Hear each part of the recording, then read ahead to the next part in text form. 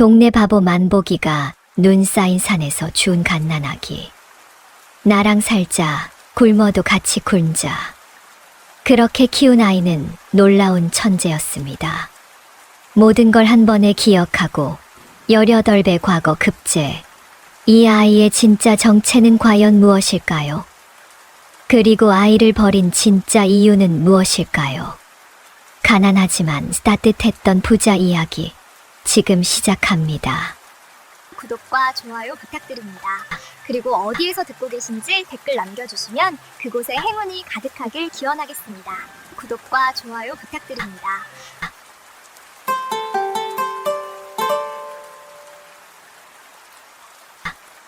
옛날 옛적 한양에서 멀지 않은 작은 고을에 만복이라는 사내가 살고 있었습니다.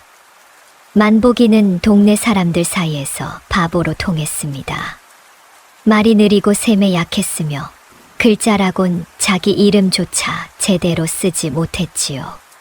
하지만 그 누구보다 착한 마음씨를 지닌 사내였습니다. 만보가, 이거 장터에 가서 팔고 와. 만보가, 저봐 김매기 좀 해줘. 동네 사람들은 만보기를 부려먹기 좋은 일꾼으로 여겼습니다. 품삯은 다른 이의 절반도 안 되게 주면서 일은 배로 시켰지요. 만보기는 그것이 부당한 줄도 모르고 묵묵히 일했습니다. 고맙습니다. 또 부르십시오. 사람들은 혀를 차면서도 한편으로는 고마워했습니다.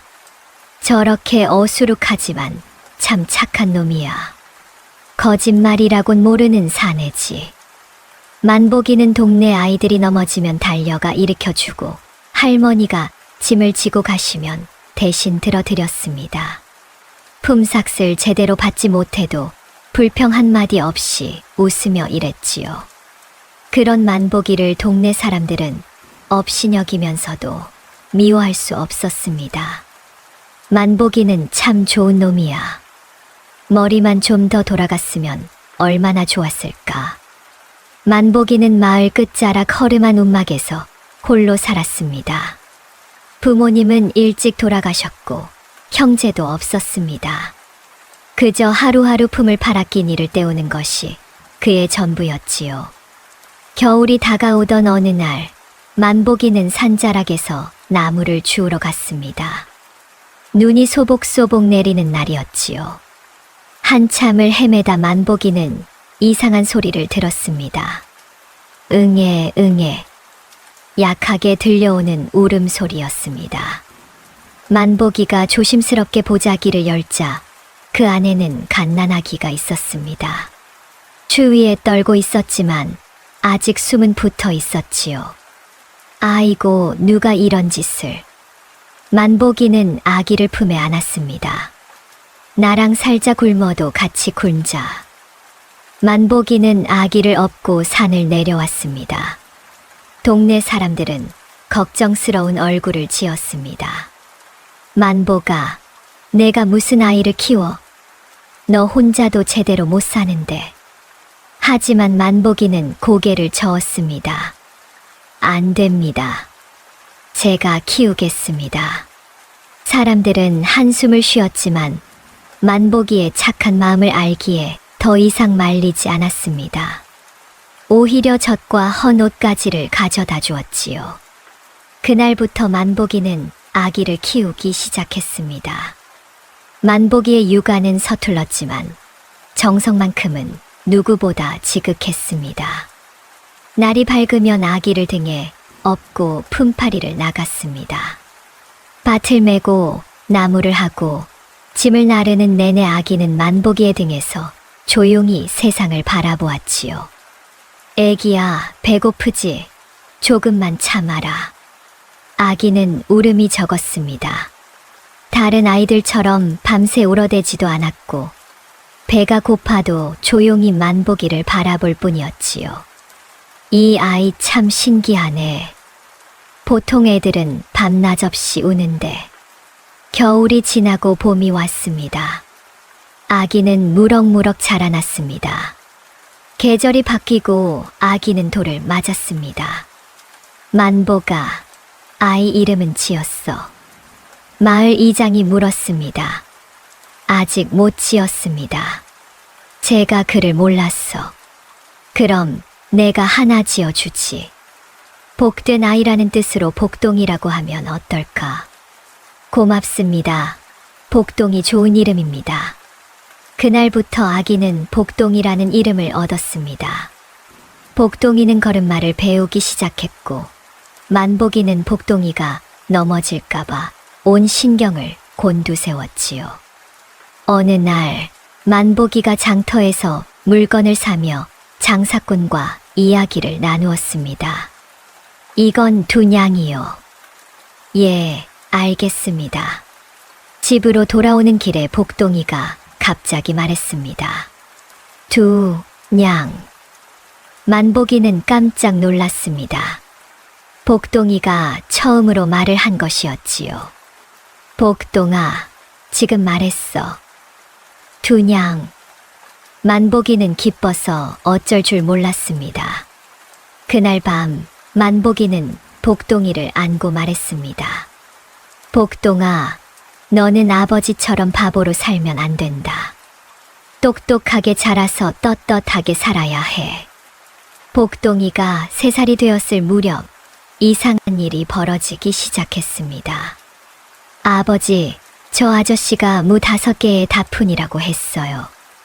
복동이는 장터에서 들은 물건 값을 하나도 틀리지 않고 기억했습니다. 마을 사람들이 만복이에게 일을 시키며 하는 말들도 복동이는 정확히 기억했지요. 아버지, 김영감님이 내일 아침 일찍 오라고 했어요. 만복이는 깜짝 놀랐습니다. 자신도 가물가물한 일들을 복동이가 또박또박 기억하고 있었기 때문이지요. 어느 날 만복이는 동네 훈장댁 앞을 지나가게 되었습니다. 훈장은 마당에서 아이들에게 천자문을 가르치고 있었지요. 하늘천, 땅지, 거물현, 누를황. 만복이는 복동이를 업은 채 잠시 발걸음을 멈추었습니다. 복동이는 고개를 빼꼼히 내밀고 훈장에 글 읽는 소리를 듣고 있었지요. 집으로 돌아온 그날 저녁, 복동이가 갑자기 말했습니다. 하늘천, 땅지, 거물현, 누를황. 만복이는 손에 들고 있던 나무 주걱을 떨어뜨렸습니다. 한 번 들은 것을 그대로 외우다니 이런 일이 있을 수 있단 말입니까? 복동아, 다시 한번 해봐. 하늘천, 땅지, 거물현, 누를황. 집우, 집주, 오랑캐홍, 널불황. 복동이는 훈장이 가르치던 천자문을 틀리지 않고 줄줄 외웠습니다.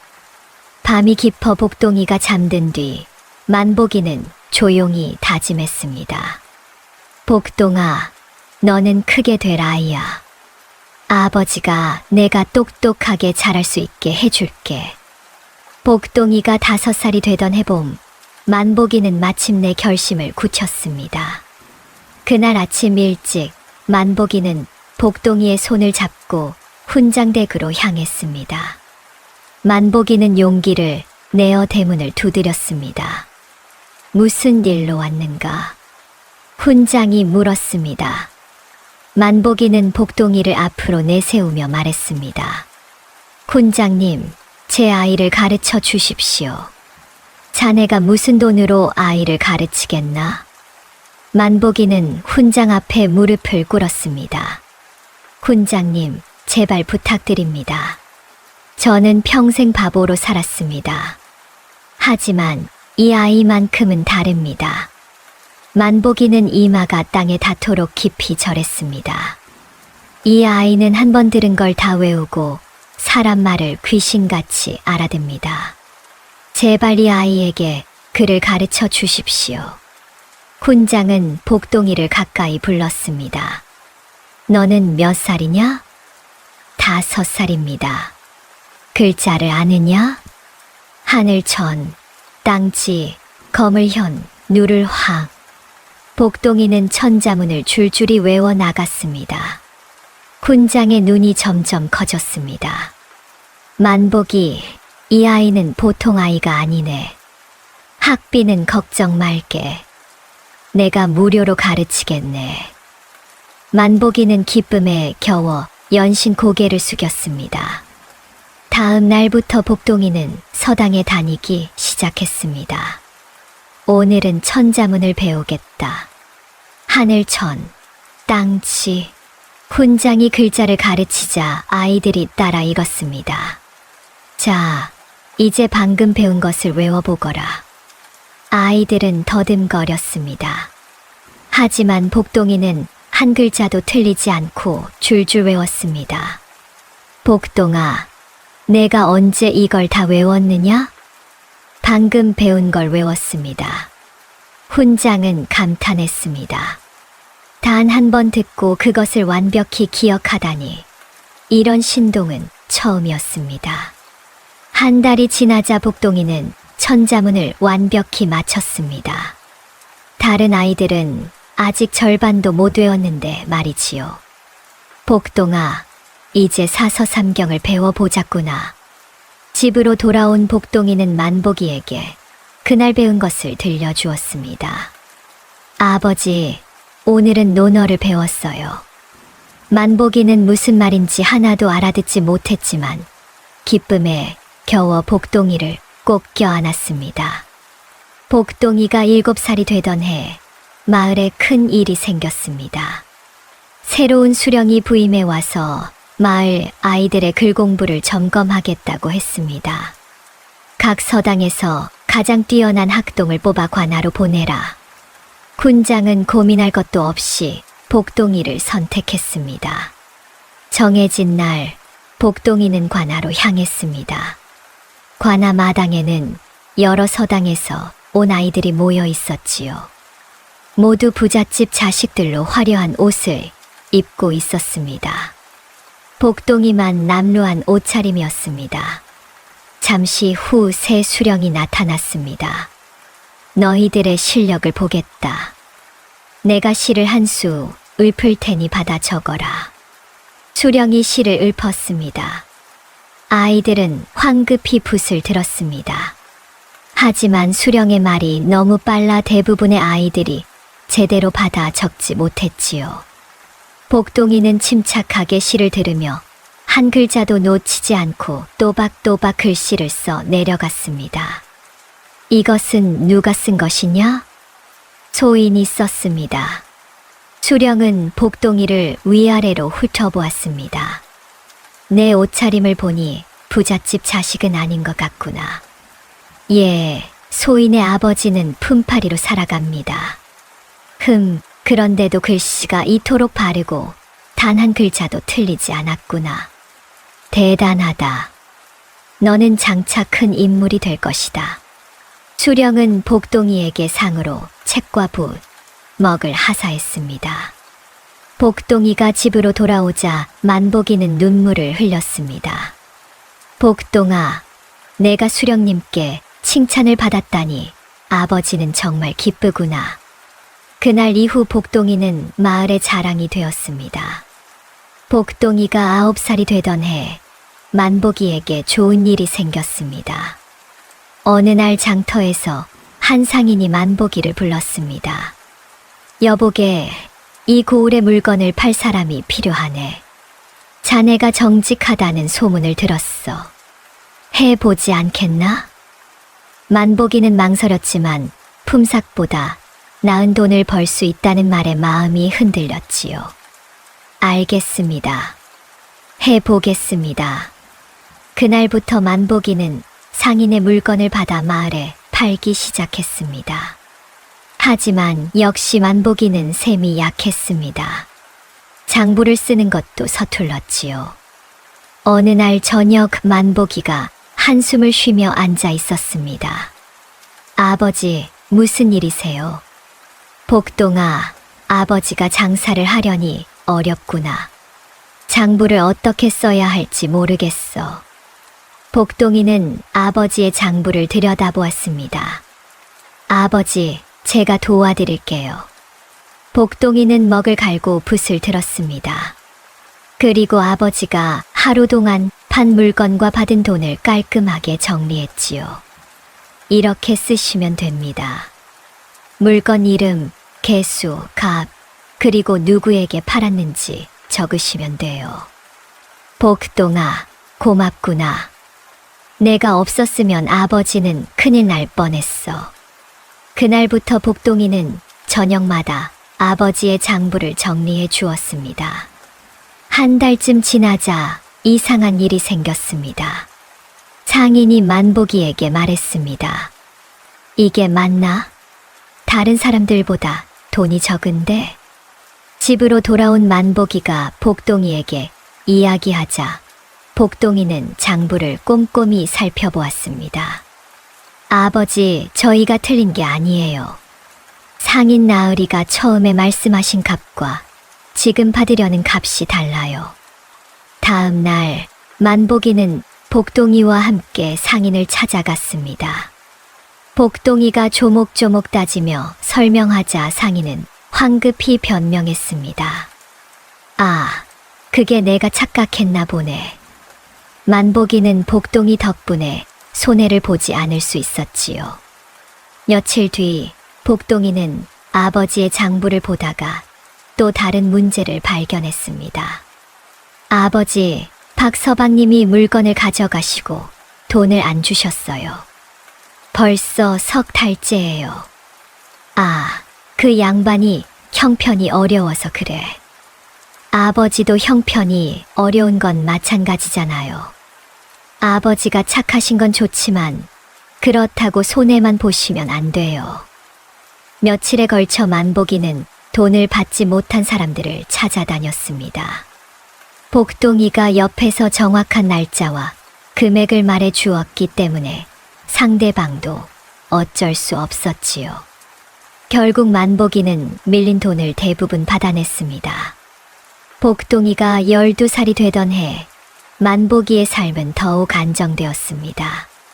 복동이가 장부를 정리해주고 셈을 도와주면서 만복이는 이제 말해서 제법 인정받는 장사치가 되었습니다.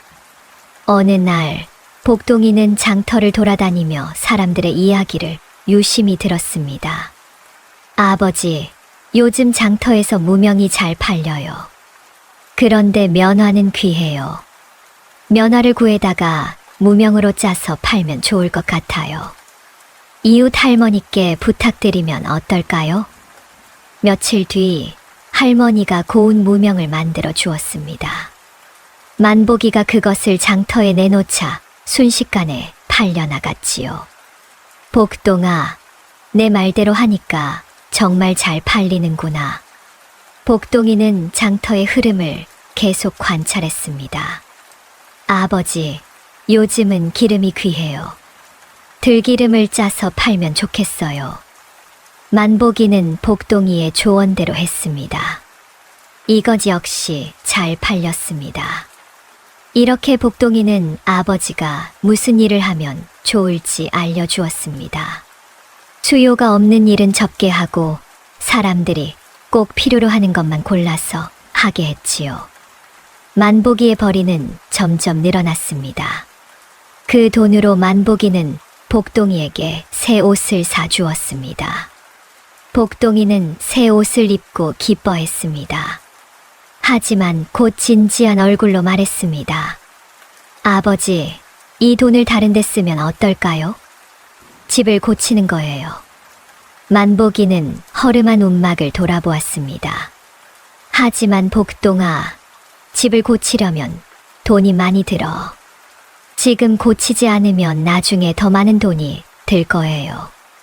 만복이는 마을 목수를 불러 집을 고치기 시작했습니다. 한 달 정도 지나자 집이 말끔하게 정리되었습니다. 비가 와도 새지 않고 바람이 불어도 끄떡없는 집이 되었지요. 마을 사람들도 만복이네 집이 달라진 것을 보고 놀랐습니다. 만복이가 이제 제법 사는구나. 다 복동이 덕분이지. 복동이는 15이 되었고 서당에서도 가장 뛰어난 학동으로 소문났습니다. 어느 날 마을 이장이 만복이를 찾아왔습니다. 만복아, 우리 마을에 공동 저장고를 만들면 어떨까 하네. 저장고 관리를 맡아주면 어떨까? 복동이가 나섰습니다. 이장님, 제가 도와드릴게요. 복동이는 마을 공동 저장고의 장부를 맡았습니다. 누가 얼마나 곡식을 넣었는지, 누가 얼마나 가져갔는지 꼼꼼히 기록했지요. 며칠 뒤 복동이는 이장에게 제안을 했습니다. 이장님, 우리 마을에서 함께 물건을 사고 팔면 어떨까요? 한 사람이 물건을 사는 것보다 여러 사람이 함께 사면 값을 낮출 수 있어요. 이장은 복동이의 말에 감탄했습니다. 훌륭한 생각이다. 한번 해보자. 복동이의 제안대로 마을 사람들은 함께 물건을 사고 팔기 시작했습니다. 물건 값이 싸졌고 팔 때는 더 비싸게 팔 수 있었지요. 복동이 덕분에 우리 마을이 부자가 되겠네. 사람들은 기뻐했습니다. 하지만 복동이는 자랑하지 않았습니다. 모두 함께 힘을 모은 덕분입니다. 그날 저녁 만복이는 복동이에게 말했습니다. 복동아, 너는 정말 훌륭한 아이로 자랐구나. 아버지는 내가 자랑스럽다. 아버지, 저도 아버지가 자랑스러워요. 아버지는 누구보다 착하고 정직하신 분이시잖아요. 복동이의 눈빛은 맑고 진지했습니다. 만복이는 복동이를 꼭 안았지요. 이제 만복이네 집은 마을에서 제법 알아주는 집안이 되었습니다. 하지만 만복이는 여전히 겸손했고 복동이 또한 자신의 재능을 마을을 위해 쓰며 존경받는 아이로 자라났지요. 복동이가 18이 되던 해 마을에 묘한 소문이 돌기 시작했습니다. 복동이가 과거에 응시한다던데? 그래, 만복이 아들이? 군장이 복동이를 불러 말했습니다. 복동아, 이제 너는 과거를 볼 때가 되었다. 내 실력이라면 충분히 합격할 수 있을 것이다. 복동이는 고개를 끄덕였습니다. 하지만 마음 한편으로는 걱정이 앞섰지요. 과거에 응시하려면 돈이 필요했고 한양까지 가는 길도 멀었습니다. 집으로 돌아온 복동이가 이 이야기를 꺼내자 만복이는 눈을 반짝였습니다. 복동아, 그거 정말 좋은 일이구나. 아버지가 돈은 마련할게.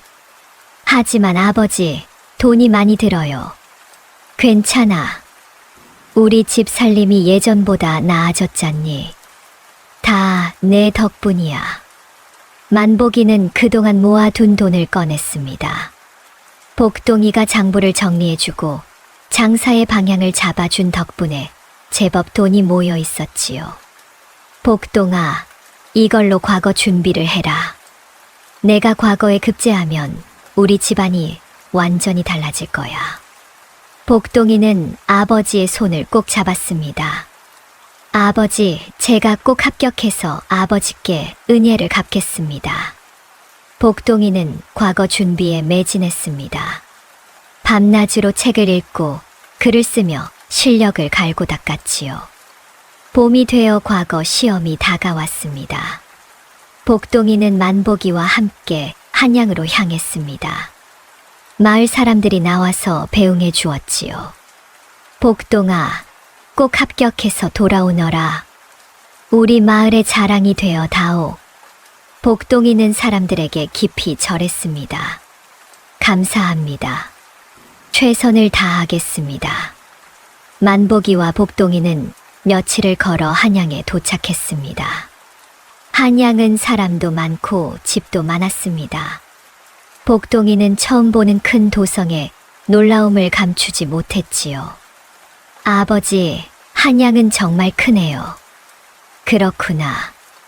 복동아, 여기서 내가 급제하면 정말 좋겠구나.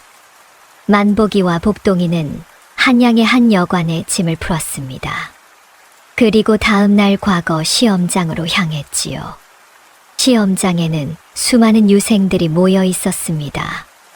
모두 화려한 옷을 입고 자신감 넘치는 표정이었습니다. 복동이만 소박한 옷차림이었지요. 저기 좀 봐. 저 사람 옷차림 좀 봐. 시골에서 온 건가? 유생들이 복동이를 보고 수군거렸습니다. 그 중에서도 유난히 화려한 옷을 입은 젊은이가 복동이를 흘겨보며 코웃음을 쳤습니다. 시골 출신 주제에 감히 과거에 응시하다니. 글이나 제대로 아는지 모르겠군. 그는 석준이었습니다. 한양의 부잣집 도련님으로 어려서부터 최고의 스승에게 배운 수제였지요. 석준은 복동이보다 한 살 위인 19이었습니다. 석준은 복동이의 남루한 차림새를 보고 깔보았습니다. 복동이는 아무 말 없이 시험장으로 들어갔습니다. 시험이 시작되었습니다. 문제가 나오자 유생들은 붓을 들었습니다. 복동이도 침착하게 문제를 읽고 답을 써 내려갔지요. 시험 문제는 어려웠습니다. 유생들은 고개를 갸웃거리며 고민했습니다. 석준도 이마에 땀을 흘리며 답안을 작성했지요. 하지만 복동이는 막힘없이 글을 썼습니다. 훈장님께 배운 것, 혼자 공부한 것들이 모두 떠올랐습니다. 시험이 끝나고 복동이는 시험장을 나왔습니다.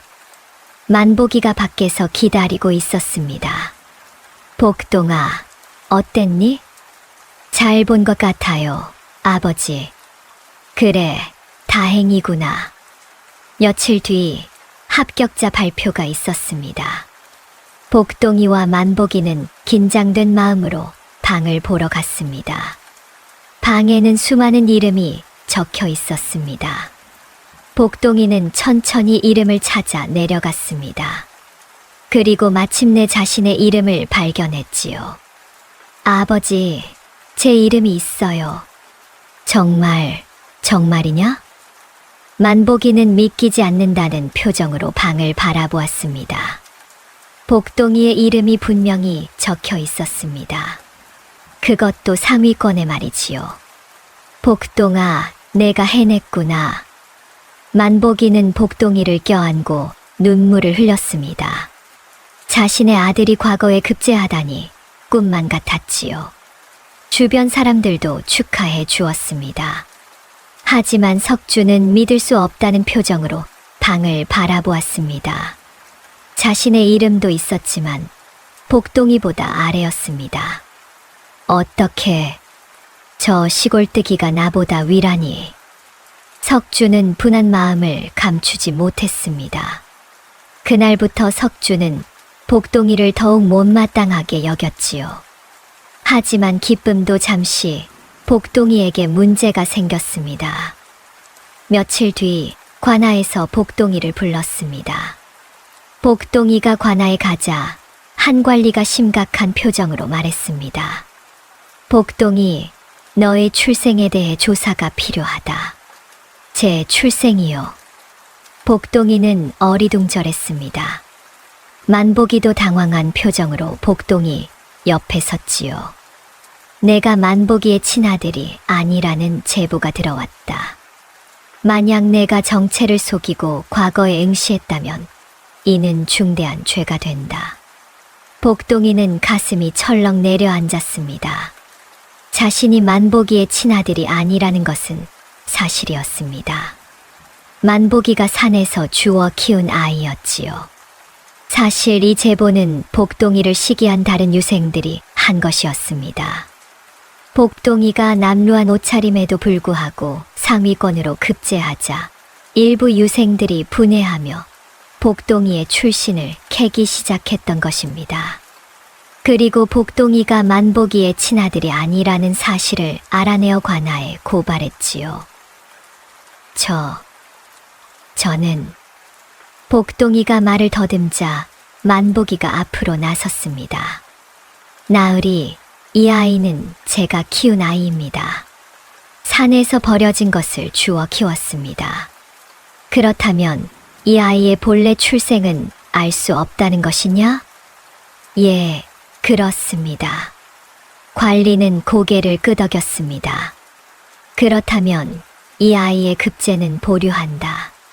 출생이 불분명한 자는 과거에 응시할 수 없다. 출생을 증명하지 못하면 급제는 무효가 될 것이다.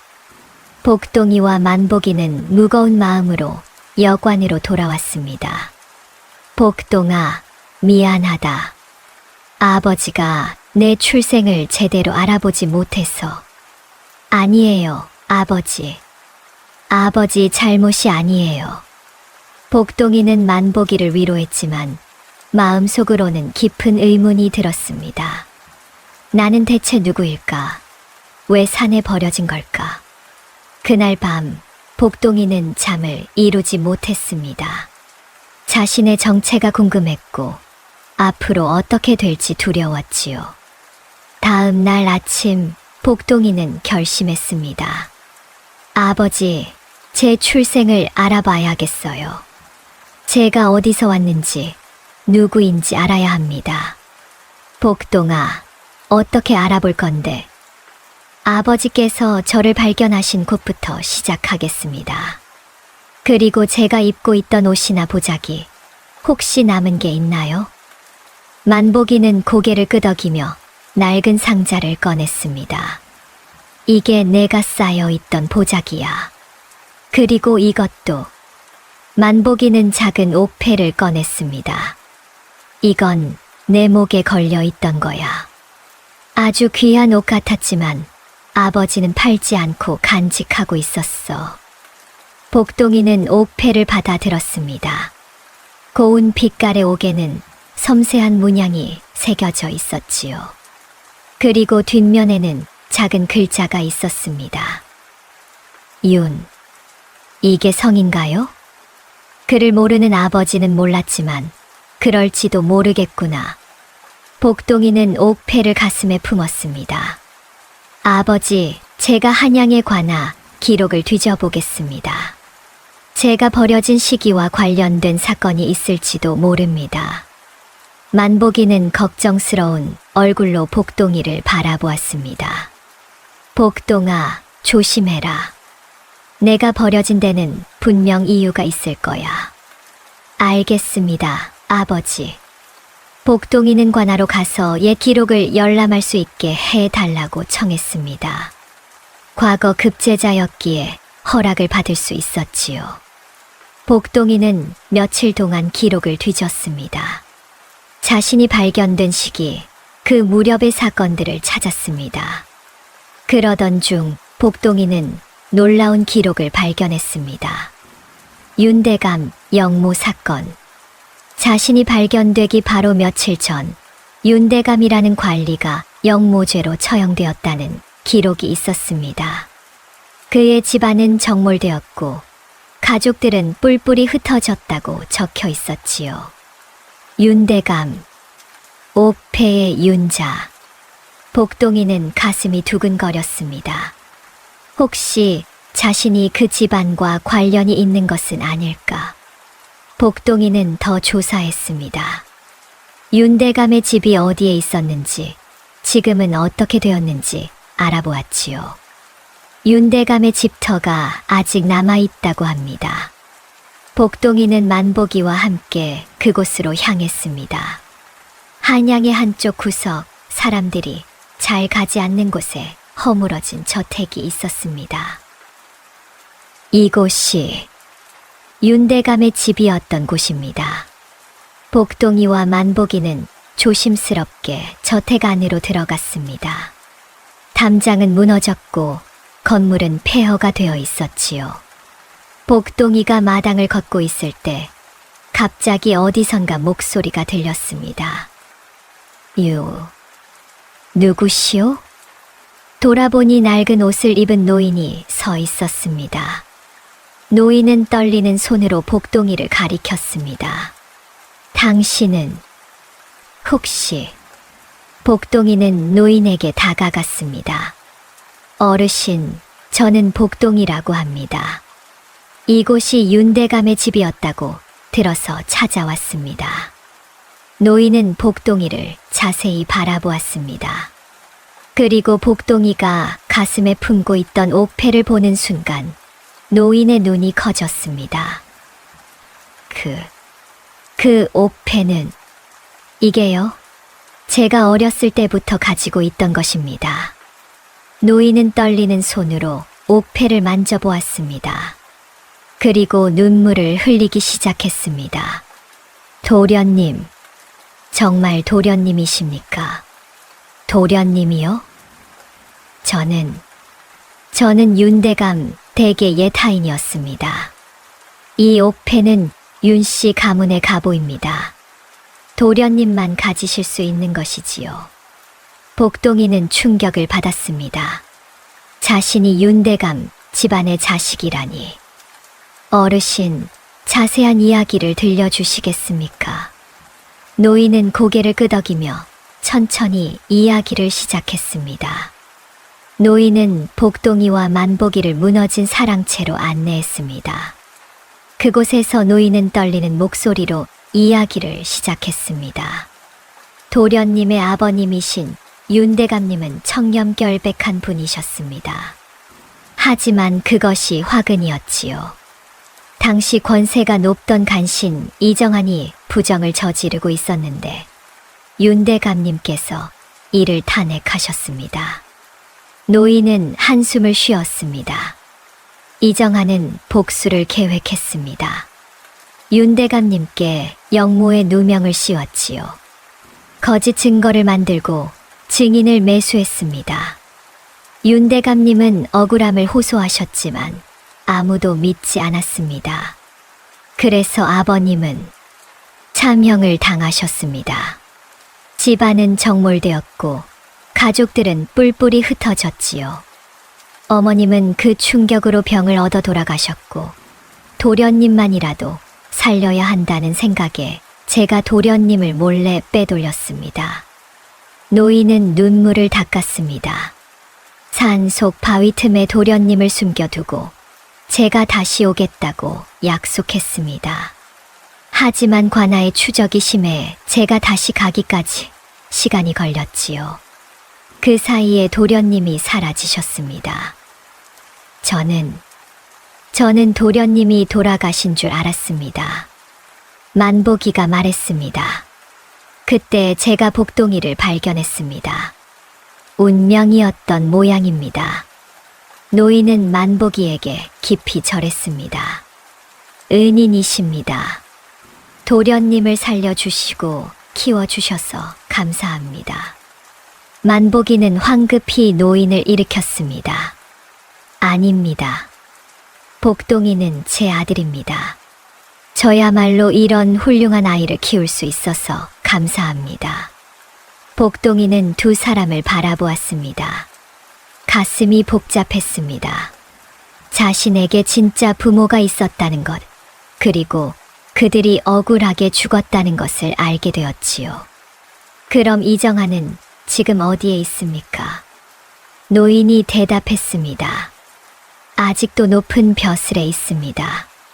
권세가 대단하지요. 복동이는 주먹을 꽉 쥐었습니다. 제 아버님의 누명을 벗겨야 합니다.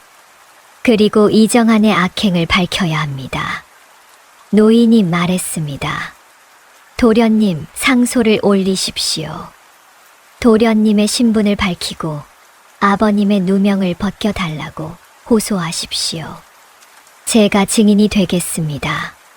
복동이는 만복이를 바라보았습니다. 만복이는 고개를 끄덕였습니다.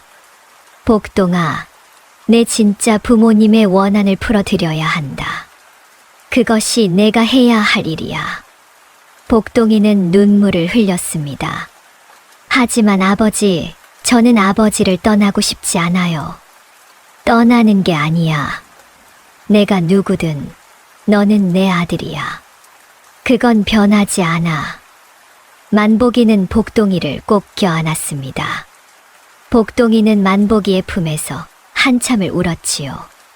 다음 날 복동이는 상소를 작성하기 시작했습니다. 자신의 신분을 밝히고 아버지 윤대감의 누명을 벗겨달라는 내용이었습니다. 그런데 그 무렵 이정한의 세력이 움직이기 시작했습니다. 복동이가 윤대감의 아들일지도 모른다는 소문이 돌자 이정한은 복동이를 제거하려 했지요. 어느 날 만복이가 여관 근처에서 물건을 사고 돌아오는 길이었습니다. 갑자기 몇 명의 사내들이 만복이를 둘러쌌습니다. 내가 만복이냐?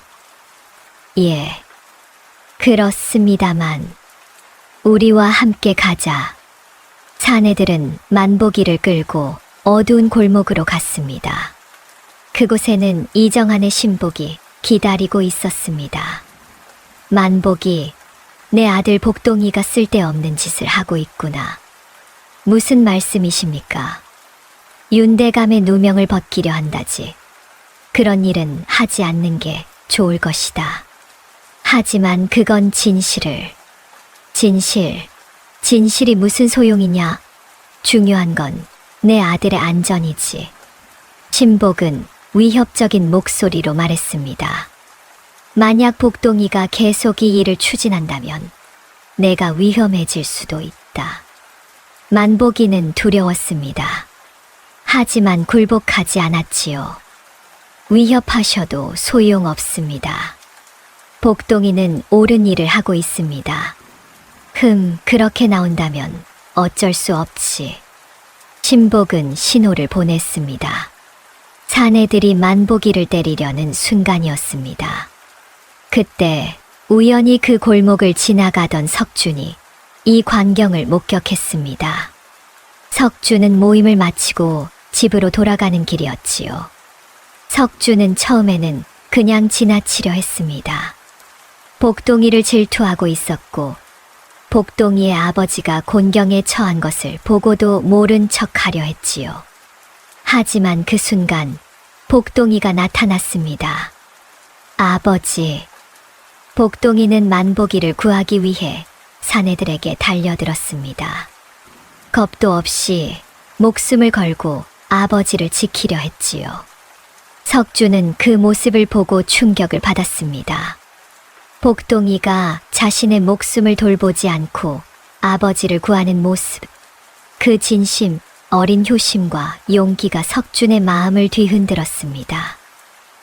저게 진정한 효도구나. 나는 내 아버지를 위해 저렇게 할 수 있을까? 석준은 자신이 없었습니다.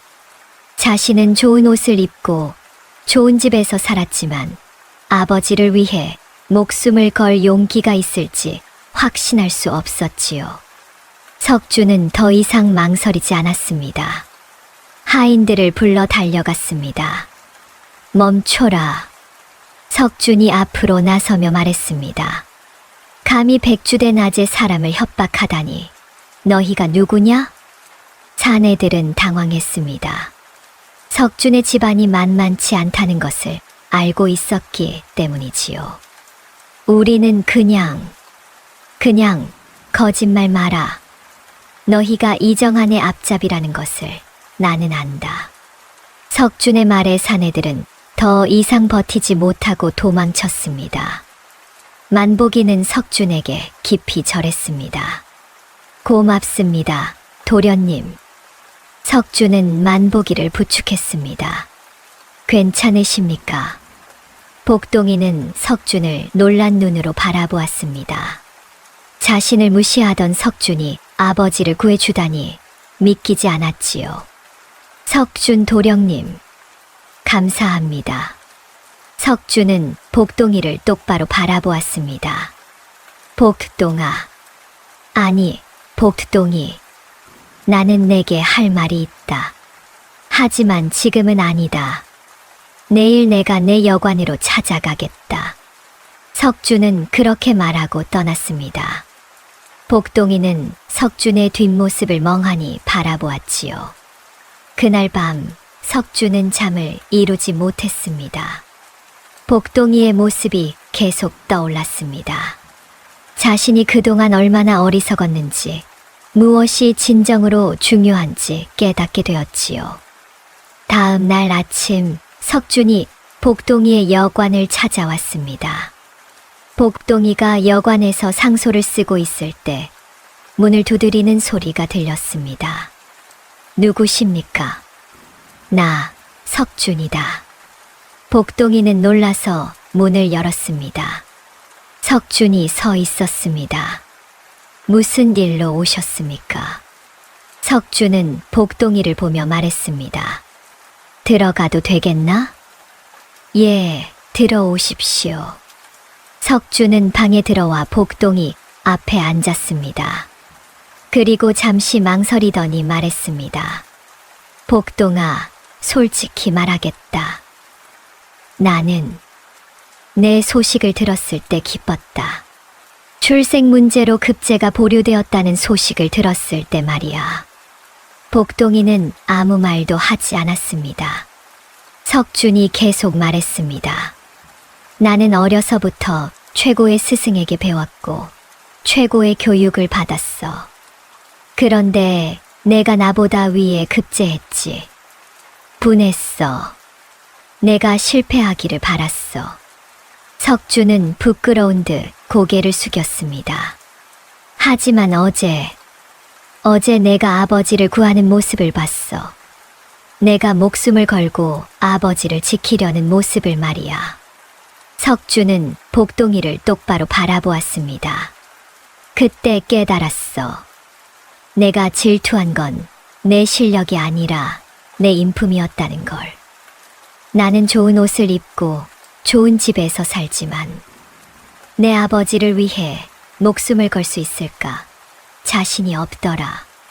복동이는 조용히 석준의 말을 들었습니다.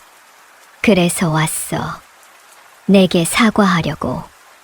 그리고 도와주려고. 도와준다고요? 그래. 내가 들으니 내가 윤대감의 아들이라며 그리고 이정한과 맞서려 한다지. 복동이는 놀라서 석준을 바라보았습니다. 어떻게 그걸? 한양은 좁아. 소문은 빨리 퍼지지. 그리고 사실 우리 집안도 이정한에게 당한 적이 있어. 석준은 어두운 표정을 지었습니다. 내 아버지가 돌아가시기 전 이정한의 부정을 고발하려 했어. 하지만 증거를 모으기 전에 갑자기 돌아가셨지. 병이라고 했지만 나는 의심하고 있어. 복동이는 석준의 눈을 바라보았습니다. 진심이 담겨 있었습니다. 석준 도령님, 이제 우리 친구가 되자. 나이로 보면 내가 1살 위니 편하게 형님이라 불러도 좋아.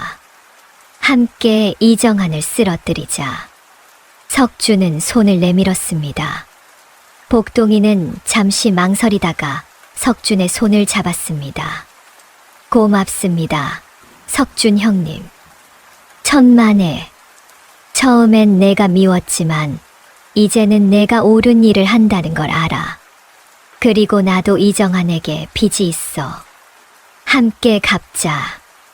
그날부터 석준은 복동이를 도왔습니다.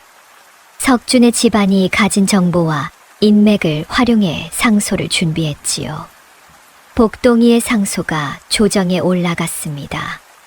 임금이 상소를 읽고 놀랐습니다. 죽은 줄 알았던 윤대감의 아들이 살아있다니. 임금은 복동이를 불렀습니다. 복동이는 옥패와 노인을 데리고 궁궐로 들어갔지요. 내가 윤대감의 아들이라는 것이 사실이냐? 예, 전하. 사실입니다. 복동이는 옥패를 바쳤습니다. 임금은 옥패를 보고 놀랐습니다. 이것은 확실히 윤씨 가문의 가보로다. 그렇다면 윤대감의 영모 사건을 다시 조사해야겠구나. 임금의 명령으로 재조사가 시작되었습니다. 하지만 이정한은 가만히 있지 않았습니다. 어떻게 된 일이냐? 윤대감의 아들이 살아있다니. 이정한은 자신의 신복들을 불러 모았습니다. 복동이를 막아야 한다. 증거를 모두 없애고 증인들을 입막음하라. 신복들이 움직이기 시작했습니다.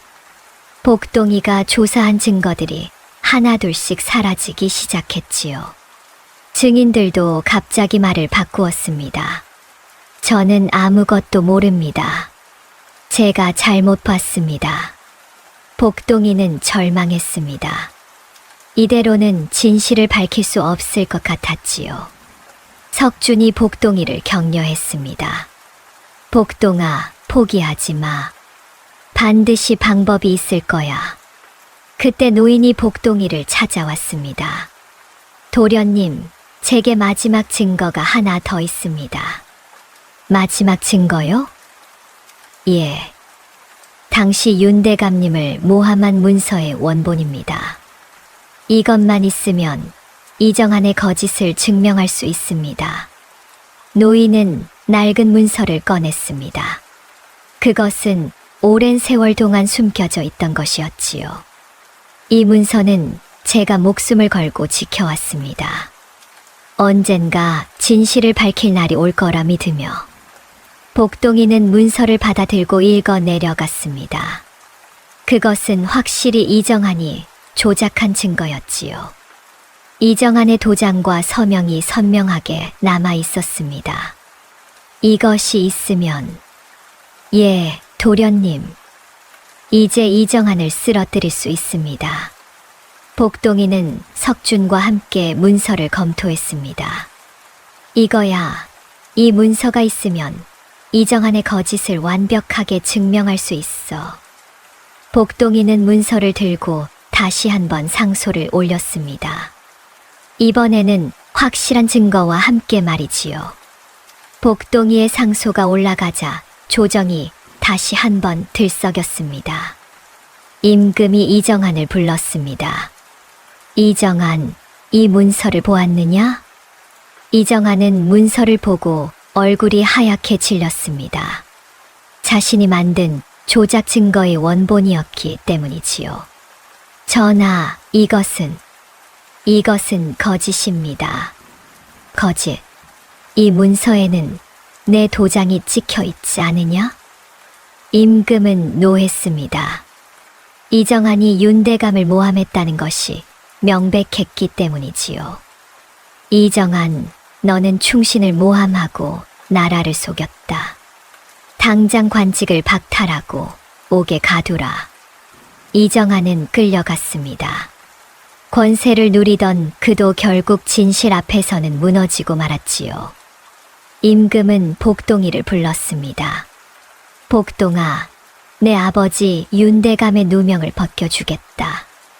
그리고 너의 과거 급제도 정식으로 인정하겠다.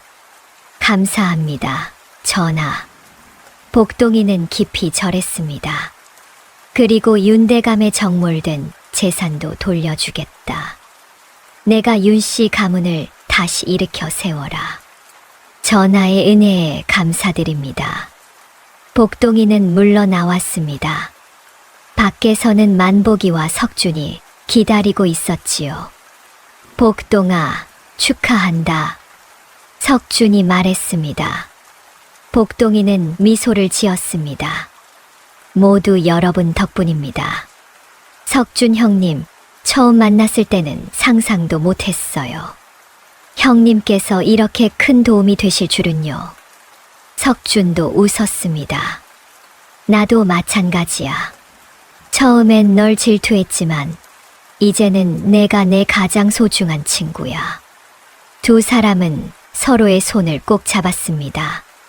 만복이는 복동이를 바라보며 눈물을 흘렸습니다. 복동아, 내가 해냈구나. 정말 자랑스럽다. 아버지, 이 모든 것이 아버지 덕분입니다. 아버지가 저를 키워주지 않으셨다면 이런 일은 없었을 겁니다. 복동이와 만복이는 서로를 껴안았습니다. 며칠 뒤 복동이는 다시 윤씨 가문의 옛 저택으로 갔습니다. 이곳이 제가 태어난 곳이군요. 복동이는 저택을 제대로 둘러보았습니다. 낡고 먼지가 쌓여 있었지만 옛날의 영화를 짐작할 수 있었지요. 도련님, 이제 이 집을 다시 일으켜 세우셔야 합니다. 노인이 말했습니다. 복동이는 고개를 끄덕였습니다. 그렇게 하겠습니다. 하지만 복동이는 만복이를 바라보았습니다. 아버지도 함께 여기서 사셔야 합니다. 복동아, 나는 그저 시골의 바보일 뿐인데 이런 큰 집에서 살 수 있겠니? 아버지는 제 진짜 아버지입니다. 혈연보다 더 깊은 정으로 맺어진 아버지이십니다. 당연히 함께 사셔야 합니다. 만복이는 감동했습니다. 복동이는 진심으로 자신을 아버지로 생각하고 있었지요. 고맙다, 복동아. 정말 고맙다. 복동이와 만복이는 함께 윤씨 가문의 저택에서 살기 시작했습니다. 복동이는 관직에 나가 일했고 만복이는 집안 살림을 도왔지요. 마을 사람들도 복동이의 성공 소식을 듣고 기뻐했습니다. 만복이 아들이 대단한 사람이 되었다지. 그럼 한양에서 높은 벼슬을 하고 있다던데. 복동이는 가끔 마을을 찾아갔습니다. 그리고 어려운 사람들을 도왔지요. 이것은 제가 어릴 때 여러분께 받은 은혜를 갚는 것입니다. 복동이는 쌀과 돈을 나눠 주었습니다. 마을 사람들은 고마워했습니다. 어느 날 복동이는 조정에서 중요한 보고를 받았습니다. 복동이 대감 이정한의 재산을 조사하던 중 이상한 점을 발견했습니다. 무엇입니까? 이정한이 부정으로 모은 재산이 어마어마합니다. 그런데 그 돈의 출처를 조사하다 보니 백성들에게서 부당하게 거둔 세금이 대부분이었습니다. 복동이는 분노했습니다. 이정한은 자신의 아버지를 죽인 것도 모자라 백성들까지 괴롭혔던 것입니다. 그 재산을 어떻게 해야 할까요? 복동이는 잠시 생각했습니다. 그리고 결심한 듯 말했습니다. 그 재산을 백성들에게 돌려주십시오. 부당하게 거둔 세금을 돌려주고 남은 것은 가난한 사람들을 위한 곳간을 만드는 데 쓰십시오. 관리가 고개를 끄덕였습니다. 대감님의 뜻대로 하겠습니다. 복동이의 제안으로 이정한의 재산은 백성들에게 돌아갔습니다. 부당하게 거둔 세금을 돌려받은 백성들은 기뻐했고 가난한 사람들을 위한 곳간도 여러 곳에 세워졌지요. 복동이 대감님 덕분에 우리가 억울한 돈을 돌려받았어요. 정말 훌륭하신 분이야. 복동이의 결정에 모두가 감탄했습니다. 임금도 이 소식을 듣고 복동이를 칭찬했지요. 복동이는 진정으로 백성을 사랑하는 관리로구나. 소문은 온 나라에 퍼졌습니다. 복동이가 권력을 이용해 자신의 이익을 챙기지 않고 백성을 먼저 생각했다는 이야기가 말이지요. 어느 날 저녁 만복이가 복동이에게 물었습니다. 복동아, 이정한의 재산을 백성들에게 돌려주었다지. 잘한 일이야. 복동이는 환하게 웃었습니다. 아버지께서 가르쳐 주셨잖아요. 사람은 정직하게 살아야 한다고, 남을 먼저 생각해야 한다고요. 복동아, 저는 아버지처럼 살고 싶어요. 돈이 많아서가 아니라 마음이 부자인 사람이 되고 싶어요.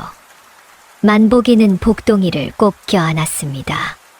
자신이 가르친 것들을 복동이가 이렇게 실천하고 있다니 가슴이 벅찼지요. 세월이 흘러 복동이는 조정에서 중요한 관리가 되었습니다. 어느 날 석준이 복동이를 찾아왔습니다. 복동아, 내가 혼인을 하게 되었어. 정말요. 축하드립니다. 석준 형님. 고맙다. 좋은 사람을 만났어. 복동이는 진심으로 기뻐했습니다. 처음 만났을 때는 서로를 질투하고 미워했지만 이제는 이렇게 깊은 우정을 나누는 친구가 되었지요. 행복하게 사십시오, 형님. 고맙다, 복동아. 너는 언제 혼인할 거니? 저요? 아직은. 아버지를 모셔야 하니까요. 만복이 어르신을 모시는 것도 중요하지만 너도 가정을 꾸려야지. 복동이는 웃었습니다. 때가 되면 하겠습니다. 지금은 백성들을 위해 일하는 게 더 중요한 것 같아요. 석주는 복동이의 어깨를 두드렸습니다. 그래, 내 뜻대로 해. 하지만 너무 일만 하지는 마. 그날 밤 복동이는 만복이와 함께 저녁을 먹었습니다. 아버지, 석준 형님이 혼인하셨어요. 그래, 좋은 일이구나. 석준 형님께서 저한테도 혼인하라고 하셨어요. 만복이는 복동이를 바라보았습니다. 복동아, 나 때문에 혼인을 미루는 거니? 아니에요, 아버지. 저는 아버지와 함께 있는 게 좋아요. 그리고 지금은 할 일이 너무 많아요. 만복이는 복동이의 손을 잡았습니다. 복동아, 너는 정말 효자야. 하지만 내 행복도 중요하단다. 아버지가 행복하면 저도 행복해요. 두 사람은 따뜻한 저녁을 함께 나누었습니다. 한편 복동이는 조정에서 새로운 정책을 제안했습니다. 전하, 가난한 아이들도 공부할 수 있도록 서당을 세우면 어떨까 합니다. 서당을 세운다고? 예, 전하. 저도 어려운 환경에서 자랐지만 훈장님 덕분에 공부할 수 있었습니다. 모든 아이들에게 그런 기회를 주고 싶습니다. 임금은 복동이의 제안에 감탄했습니다. 좋은 생각이다. 그렇게 하도록 하라. 복동이의 제안으로 전국의 서당들이 세워졌습니다. 가난한 아이들도 무료로 공부할 수 있게 되었지요. 백성들은 복동이에게 감사했습니다. 복동이 대감은 진정으로 백성을 생각하시는 분이야. 그분 덕분에 우리 아이도 글을 배울 수 있게 되었어. 복동이의 명성은 날로 높아졌습니다. 하지만 복동이는 늘 겸손했지요. 이것은 모두 만복이 아버지께서 가르쳐 주신 덕분입니다. 세월이 더 흘러 만복이는 나이가 들었습니다. 어느 날 만복이가 병이 들었습니다.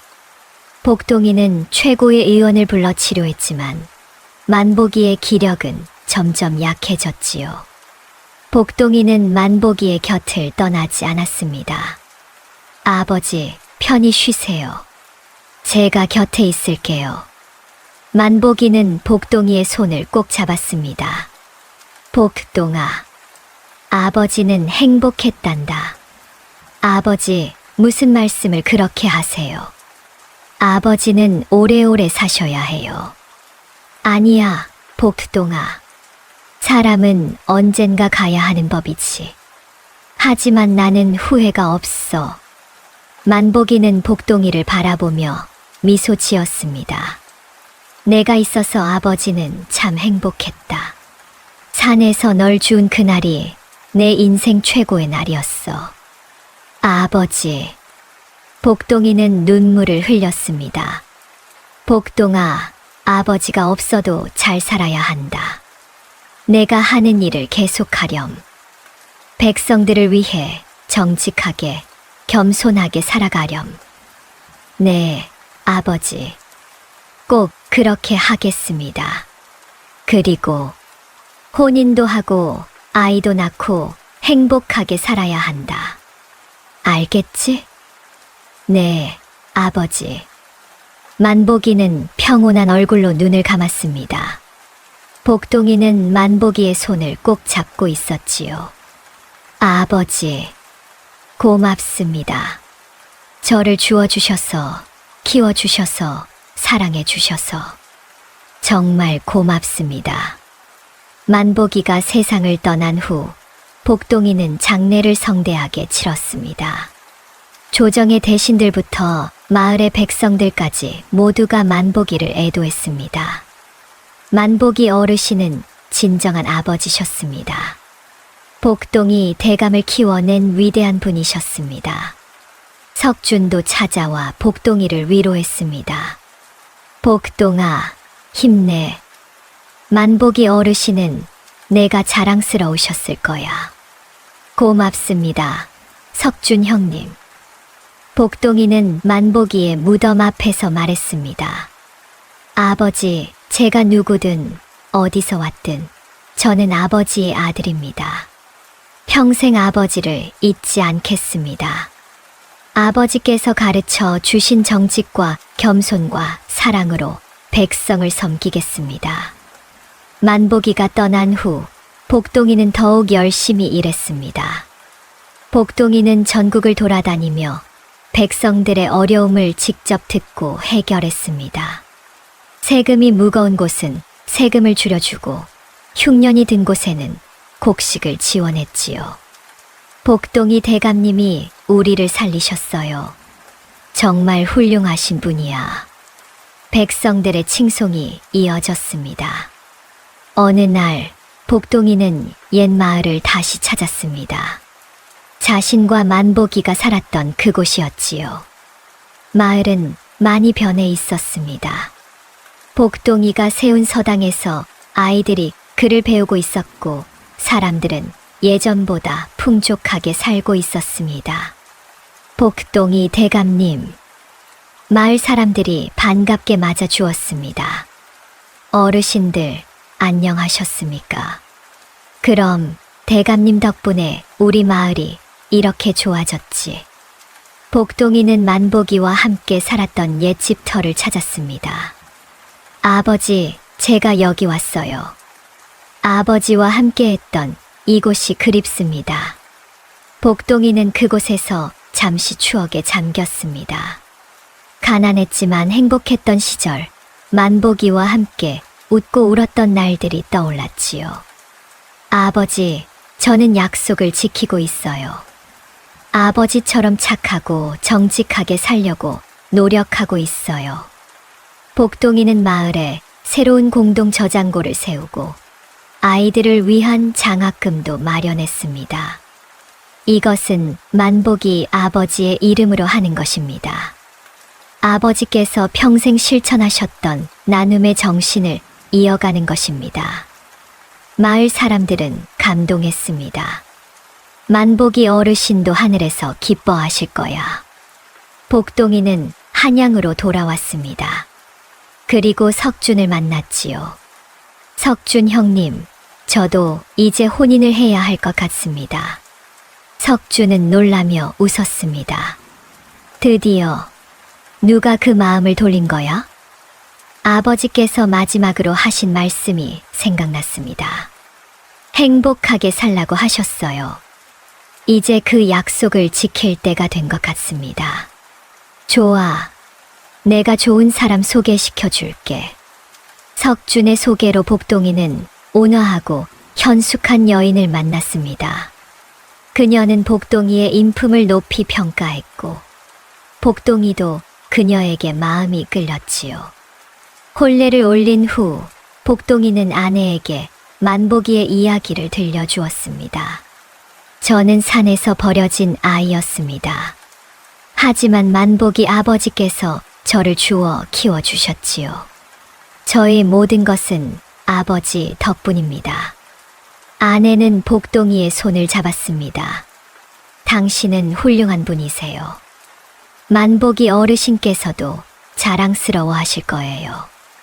고맙습니다. 함께 행복한 가정을 꾸려나가요. 세월이 흘러 복동이에게 아들이 태어났습니다. 복동이는 아들의 이름을 만복이라고 지었습니다. 이 아이의 이름은 만복입니다. 저를 키워주신 아버지의 이름입니다. 사람들은 감동했습니다. 복동이가 만복이를 얼마나 사랑했는지 알 수 있었지요. 복동이는 아들을 데리고 만복이의 무덤을 찾아갔습니다. 아버지, 제게 아들이 생겼습니다.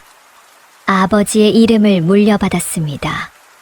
이 아이도 아버지처럼 착하고 정직한 사람으로 키우겠습니다. 복동이는 아들에게 만복이의 이야기를 들려주었습니다. 만복아, 내 이름은 위대한 분의 이름이란다. 할아버지는 가난했지만 마음만은 누구보다 부자셨지. 거짓을 모르고 남을 먼저 생각하셨단다. 어린 만복이는 아직 알아듣지 못했지만 복동이는 계속 이야기했습니다. 할아버지께서 아버지를 키우지 않으셨다면 아버지는 지금 여기 없었을 거야. 할아버지는 아버지의 생명의 은인이시고 인생의 스승이셨단다. 복동이는 조정에서도 계속 백성을 위한 정책을 펼쳤습니다. 가난한 사람들을 돕고 억울한 사람들의 누명을 벗겨주었지요. 복동이 대감은 진정한 청백리야. 그분은 높은 벼슬에 계시지만 백성의 마음을 아시는 분이야. 복동이의 명성은 온 나라에 퍼졌습니다. 석준도 훌륭한 관리가 되어 복동이와 함께 나라를 위해 일했습니다. 복동아, 우리가 처음 만났을 때를 기억하니? 그럼요, 형님께서 저를 무시하셨었죠. 두 사람은 웃었습니다. 그때는 내가 어리석었어. 사람을 겉모습으로 판단했지. 하지만 너를 알고 나서 내 삶이 완전히 바뀌었어. 저도 형님께서 변하시는 모습을 보면서 많이 배웠습니다. 사람은 변할 수 있다는 걸 말이죠. 두 사람은 평생 친구로 지냈습니다. 세월이 더 흘러 복동이는 나이가 들었습니다. 하지만 복동이는 마지막까지 백성을 위해 일했지요. 복동이의 아들 만복이도 아버지를 닮아 정직하고 착한 사람으로 자랐습니다. 그리고 역시 과거의 급제의 관리가 되었지요. 아버지, 저도 아버지처럼 백성을 위해 일하고 싶습니다. 그래, 만복아. 내 할아버지, 그러니까 만복이 할아버지께서 가르쳐 주신 대로 살아가거라. 정직하게, 겸손하게, 남을 먼저 생각하며 살아가는 거란다. 네, 아버지. 복동이는 만족스러운 표정을 지었습니다.